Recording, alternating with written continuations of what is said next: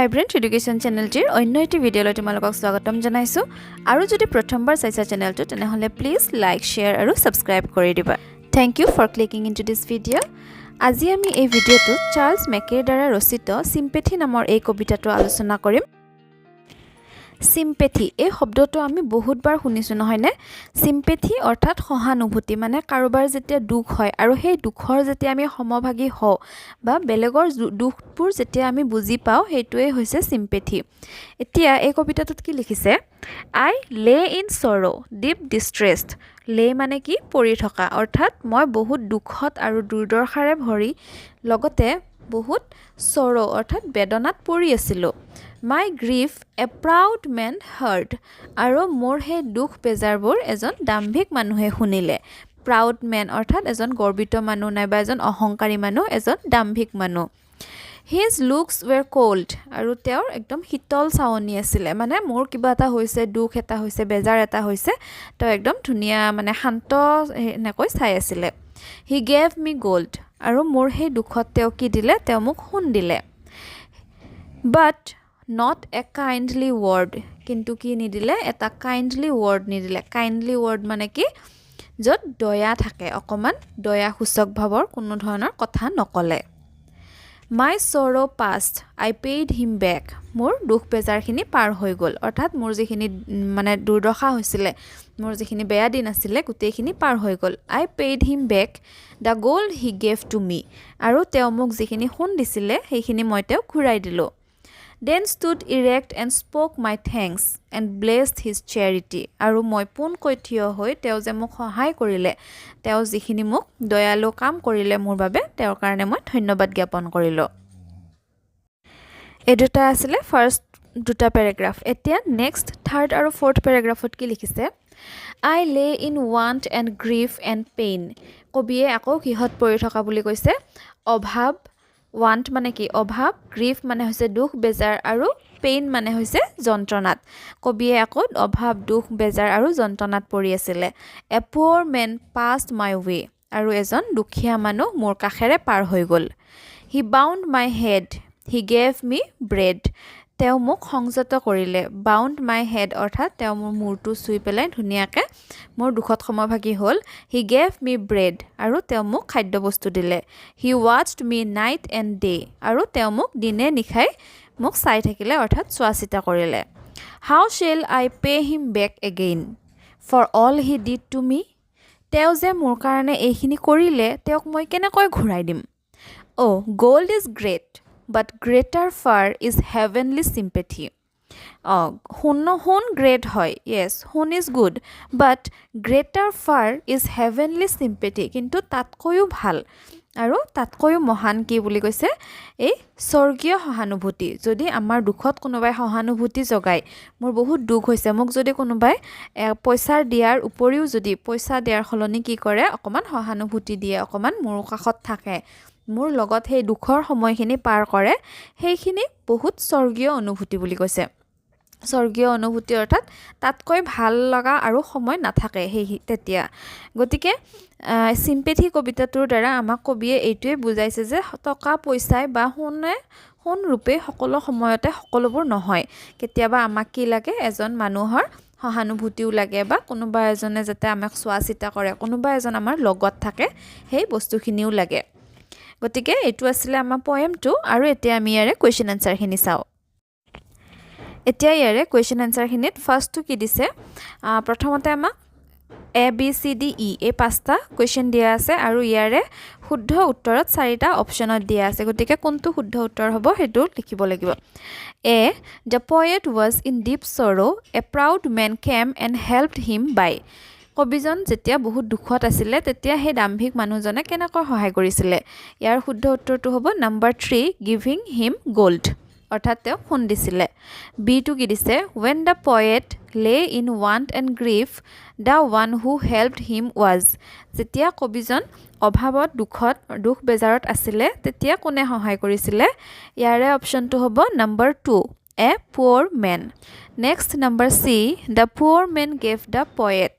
হে দুখীয়া মানুহজনে কবিক কি দিছিল ইয়াৰে অপচনটো হ'ব 2 number sympathy next question number D When the poet's sorrow passed, he went to the proud man and যেতিয়া কবিৰ দুখ বেজাৰবোৰ নোহোৱা হৈ গ'ল তেতিয়া সেই দাম্ভিক মানুহজনৰ ওচৰলৈ গ'ল আৰু কি দিলে নাম্বাৰ 1 টো হ'ব gave him back the gold. Next question number E. The poet refers to sympathy as heavenly because কবিয়ে sympathy স্বৰ্গীয় বুলি কৈছে কাৰণ is 4 টো হ'ব is a blessing from gold কাৰণ is a blessing from God কাৰণ এইটো এটা ভগৱানৰ আশীৰ্বাদ. Next question number 2 কি দিছে here are some questions to help you find out how much you have understood the poem অৰ্থাৎ তুমি কবিতাটো কিমান বুজি পাইছা হেতু চাবলৈ তলত কেইটামান প্ৰশ্ন দিয়া আছে আৰু ইয়াৰে আনসাৰ কেইটা আমাক কৰিব দিছে. Number 1 how did the proud person help the poet when the poet was unhappy যেতিয়া কবিজন বহুত দুখী আছিল তেতিয়া সেই দাম্ভিক মানুহজনে কবিক কেনেকৈ সহায় কৰিছিল. ইয়াৰে আনসাৰটো হ'ব the proud man helped the poet by giving gold when the poet was unhappy অৰ্থাৎ কবিজন যেতিয়া দুখী আছিল তেতিয়া হে দাম্ভিক মানুহজনে কি দিছিলে সোণ দি সহায় কৰিছিল. Next question number 2 what did the poor man do when he found the poet lying in pain and sadness কবিয়ে যেতিয়া যন্ত্ৰণাত আৰু দুখত ভুগি আছিল তেতিয়া হে দুখীয়া মানুহজনে কি কৰিছিল সুধিছে. ইয়াৰে আনসাৰটো কি হ'ব when the poor man found the poet lying in pain and sadness he looked after the poet gave him bread and showed his sympathy যেতিয়া হে দুখীয়া মানুহজনে কবিক দুখ যন্ত্ৰণাত ভুগি থকা পাইছিল তেতিয়া তেওঁ কি কৰিছিল কবিৰ লগত সময় পাৰ কৰিছিল তেওঁ খাদ্য বস্তু দিছিল আৰু তেওঁৰ প্ৰতি সহানুভূতি দেখুৱাইছিল. Next question 3 why does the poet think that he cannot help the poor man back in the same way কবিয়ে কিয় ভাবিছিল যে হে দুখীয়া মানুহজনে যেনেকৈ কবিক সহায় কৰিছে কবিয়ে তেনেকৈ সহায় কৰিব নোৱাৰিব বুলি কাৰণ কিয় the poet thinks so because physical help cannot be returned the same way কাৰণ কবিয়ে ভাবিছিল যে মানুহজনে যেতিয়া তেওঁ শাৰীৰিকভাৱে গোটেইখিনি তেওঁৰ মনেৰে সহায় কৰিছে সেইটো তেওঁ ঘূৰাই দিব নোৱাৰে কিন্তু যদি কিবা বস্তু দিলেহেঁতেন সেই বস্তুখিনি তেওঁ ঘূৰাই দিব পাৰিলেহেঁতেন. Next number 4 why is the poor man's help greater than gold দুখীয়া মানুহজনৰ সহায়খিনি সোণতকৈও কিয় মূল্যৱান আছিল বুলি কৈছে. Answer because the poor man's help is heavenly and cannot be returned but gold can be returned. ইয়াৰে আনসাৰটো হেতুৱে হ'ব কাৰণ হে দুখীয়া মানুহজনৰ যিখিনি সহায় আছিল হেখিনি স্বৰ্গীয় আছিল আৰু হেখিনি বস্তু ঘূৰাই দিব নোৱাৰি কিন্তু সোণখিনি ঘূৰাই দিব পাৰি. Next 5 number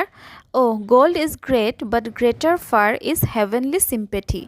why does the poet think so মানে সোণটো বহুত মূল্যৱান হয় মহান হয় কিন্তু তাতকৈও ভাল তাতকৈও মূল্যৱান কি বুলি কৈছে হেভেনলি সিম্পেথি কবিয়ে কিয় এনেকৈ ভাবিছে. আনসাৰটো কি হ'ব the poet thinks so because heavenly sympathy touches the mind and cannot be returned কৈছে যে যিটো সহানুভূতি হয় যি স্বৰ্গীয় অনুভৱ হয় সহানুভূতি হয় সেইখিনিয়ে আমাৰ মনক চুই যায় আৰু সেইখিনি কেতিয়াও ঘূৰাই দিব নোৱাৰে সেই কাৰণে তেওঁ সোণতকৈও মূল্যৱান সিম্পেথিৰ কথা কৈছে অৰ্থাৎ যি আমাক সহায় কৰে সহানুভূতি দিয়ে সেইখিনি সোণতকৈও মূল্যৱান বুলি কৈছে. নেক্সট নাম্বাৰ B2 কি দিছে find in the poem lines that match the meaning of the following sentence অৰ্থাৎ তলত কেইটামান বাক্য দিয়া আছে আৰু ইয়াৰে কবিতাটোৰ কোনটো অৰ্থ বুজাইছে হেতু লিখিব দিছে. I was sad and very unhappy এটো কোনটো হ'ব I lay in sorrow deep distressed I was in need and was sad and hurt এটো হ'ব I lay in want and grief and pain He fed me and took care of me ইয়াৰে কি হ'ব He gave me bread he watched me night and day. Next number 4 gold is valuable but sympathy and love are far more valuable ইয়াৰে আনসাৰটো হ'ব oh gold is great but greater far is sympathy is heavenly sympathy.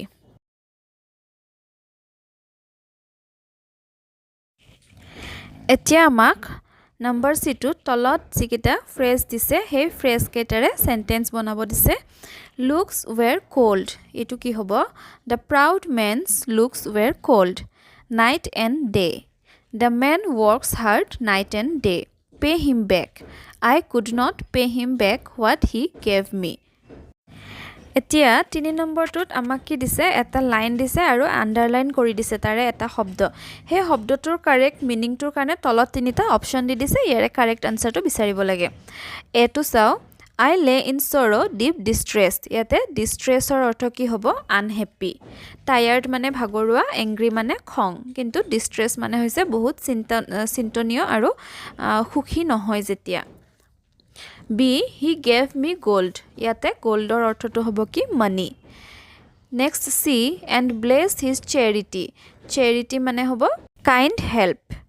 তাৰপিছত D টো কি দিছে a poor man passed my way ইয়াতে past মানে to move past next E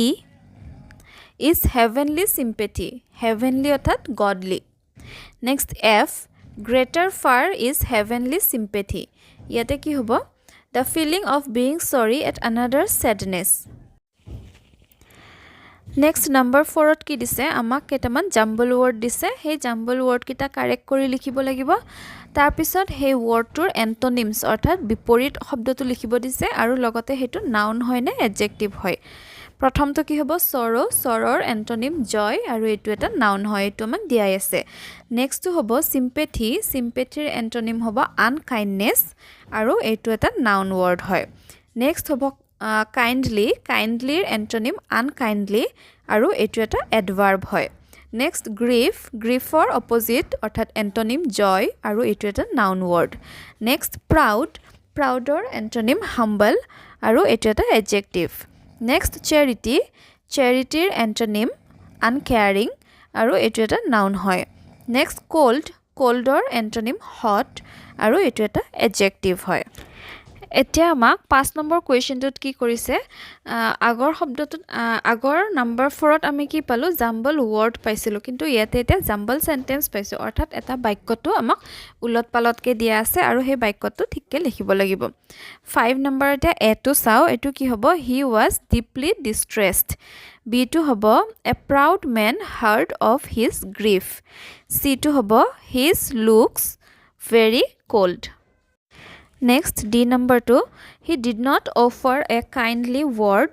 E to hobo he paid back the gold to him and F I even thanked him Z to ase gave him bread the poor man and him looked after aru e to ki hobo the poor man gave him bread and looked after him and last H then the poor man's is gold greater sympathy etu hobo ki the poor man's sympathy is greater than gold aru imane asile amar ajir ei video to thank you for watching my video keep watching keep supporting